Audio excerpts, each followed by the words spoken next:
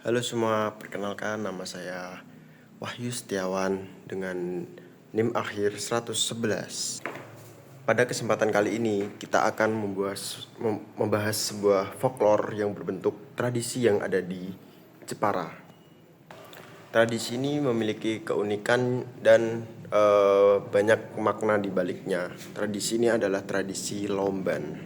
Sebenarnya tuh tradisi ini tuh dibuat untuk sebagai ungkapan rasa syukur khususnya masyarakat pesisir atas hasil rezeki yang mereka peroleh, dan tradisi ini tuh dilakukan setiap 1 tahun sekali, yakni tepatnya pada setelah Hari Raya Idul Fitri, tepatnya pada 7 Syawal.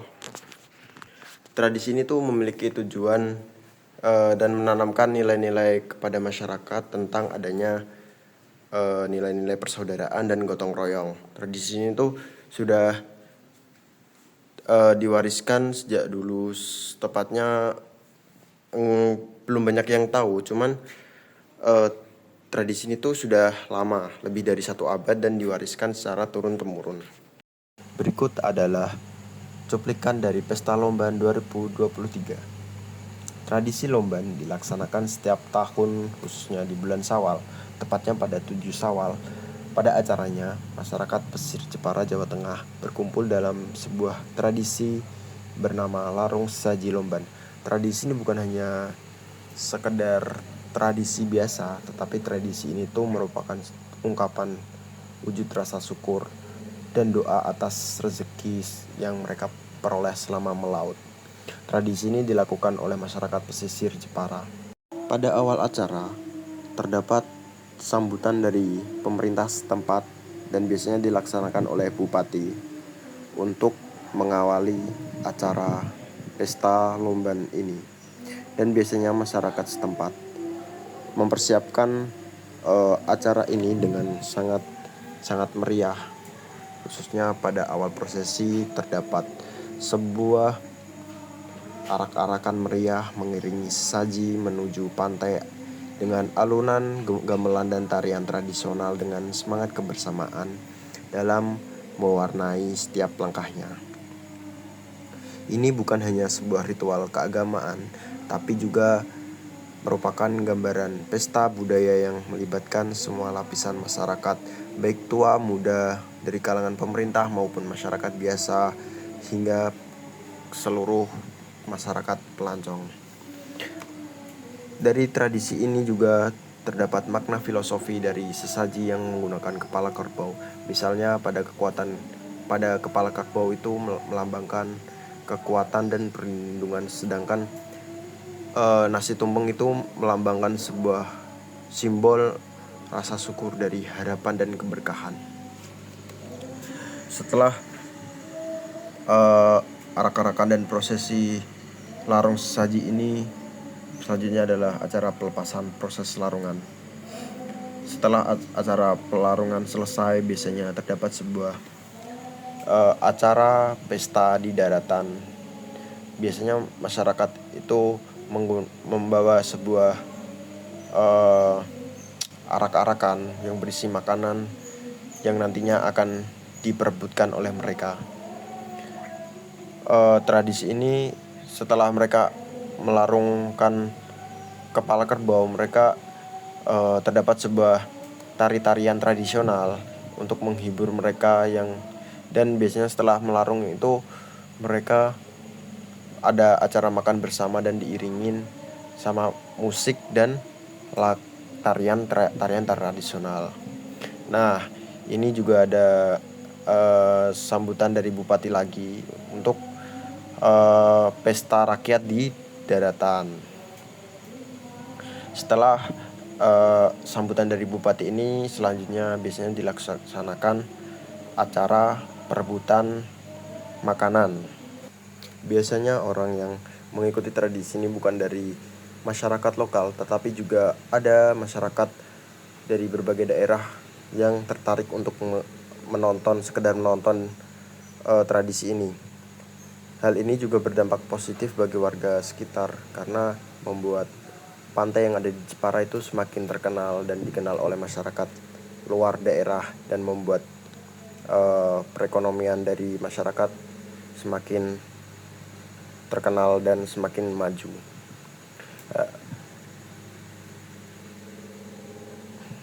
Setelah ini juga ada hasil wawancara saya dari salah satu warga lokal masyarakat Jepara yang kuliah di Undip.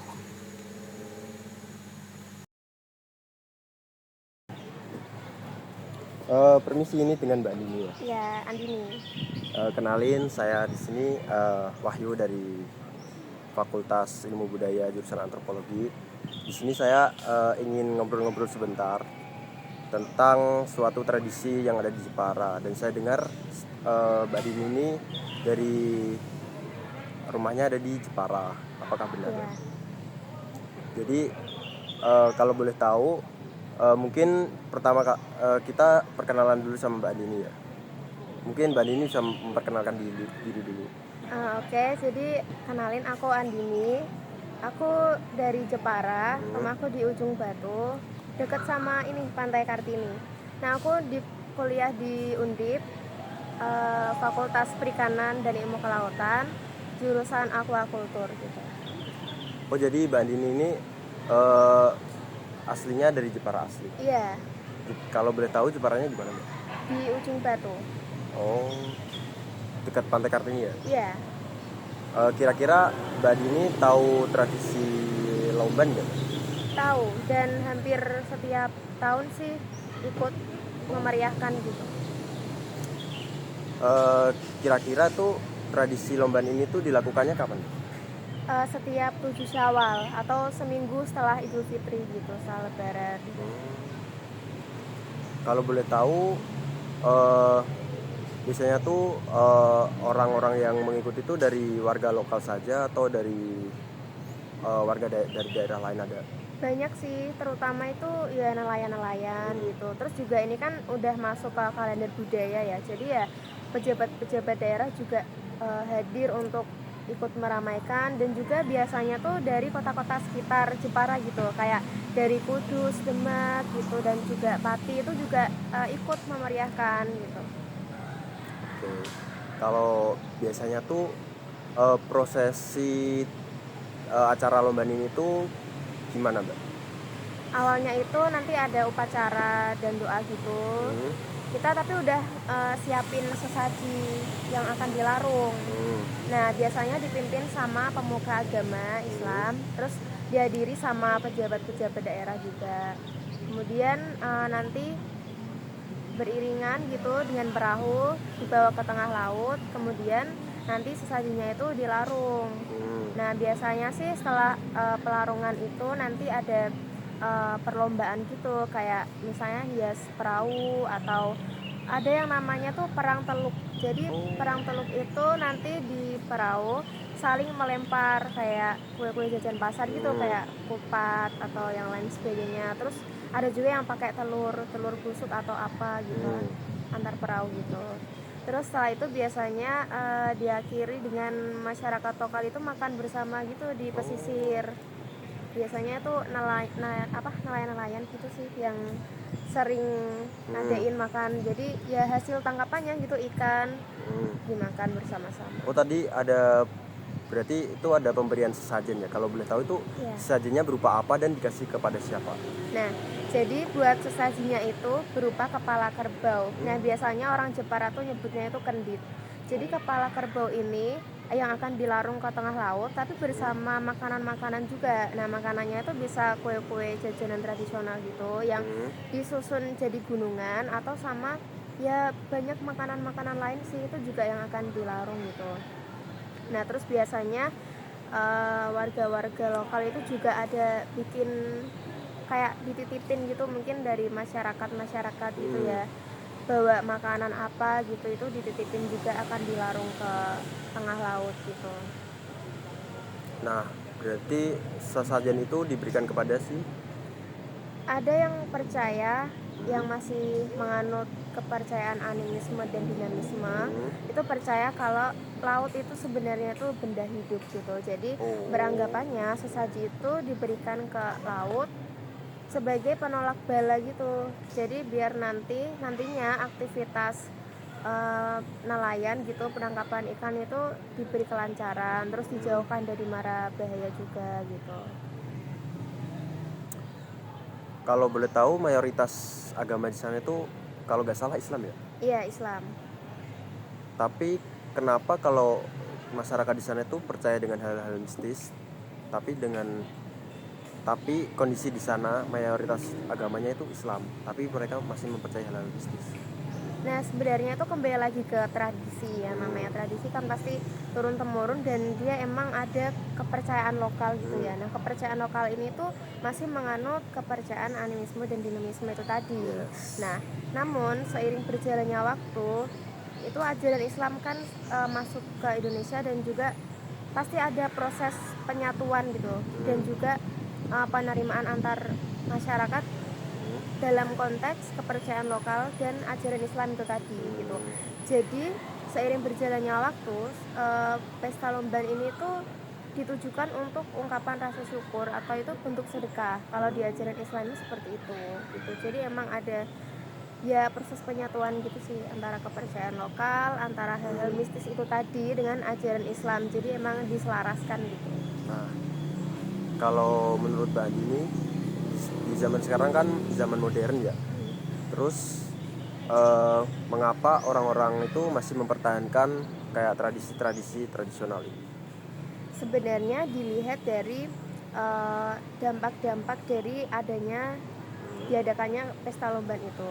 Nah, kalau misalkan dilihat itu dia banyak sekali dampak positif atau segi positif yang bisa diambil. Nah, salah satunya yaitu itu menjadi suatu identitas kultural dari kota Jepara sendiri, yang dimana itu tuh bisa memunculkan suatu daya tarik sendiri untuk wisatawan lokal maupun dari berbagai daerah juga. Nah, dan juga dampak positif lainnya itu bisa menaikkan perekonomian lokal gitu. Kalau kira-kira tradisi Lomban ini tuh ada dampak negatifnya nggak sih? Pastinya ada sih. Kalau dari aku sendiri tuh kayaknya cuma satu, tapi itu krusial banget. Nah, salah satu yang bikin krusial itu karena sesaji itu membuat pencemaran atau nantinya tuh jadi sampah laut gitu. Karena di sesaji ini kan tidak hanya bahan-bahan organik atau makanan basah saja yang bisa terurai nantinya di laut ya, tapi juga ada beberapa peralatan lain seperti rakit atau perahu kecil yang itu dilarung juga di tengah laut. Nah, itu kan juga pasti membutuhkan proses yang lama ya untuk terurai. Nah, nantinya itu sampah tersebut akan kembali lagi ke permukaan. Nah, kalau kembali lagi ke permukaan itu akan menjadi sampah laut, yang dimana nantinya ketika ada angin darat atau angin muson yang mengarah ke pesisir, nah itu membuat sampah tersebut kembali lagi ke pesisir.